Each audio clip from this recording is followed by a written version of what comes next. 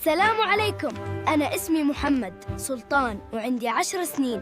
اليوم غادي نحكي لكم قصة زوينة بزاف. البداية كانت نهار شمس الزوينة، ولكن شي حاجة غريبة كانت كتشعل في الحومة. شفت واحد ضوء بحال كيدعي شي حد. قلت مع راسي اش هاد الشي، ووجدت هاد الحجر كيشعل.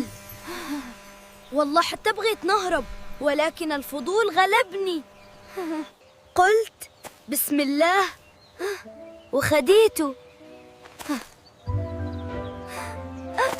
وملي شديت الحجر الدنيا دارت بيا. فين جابني هاد الحجر؟ هادي ماشي الحومة دياليني. سمعت واحد الصوت كيقول: محمد ما تخافش، فراشة كتضوي وكتعرف سميتي. جيت هنا غير باش عاونك. تعاونيني؟ على شنو؟ الفراشة قالت: خاصك تلقى باب النور. قلت معاها: ايوا نمشيو، ما غاديش نرجع بلا فايدة.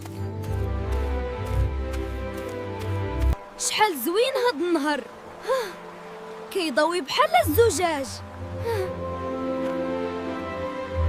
واخا خاصني نرد البال باش ما نطيحش. اش هذا الحيوان؟ باين عليه محتاج المساعدة. ماشي مشكل خويا، ايه دابا خليني ندوز. هذا هو باب النور. واو، الحجر اللي لقيت غادي يحلو.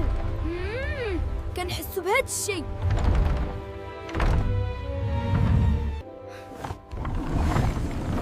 إن شاء الله هذا الحجر غادي يحلي الباب. هذه أحسن حاجة شفتها في حياتي. محمد، عندك قلب طيب، خاصك تحافظ عليه. رجعت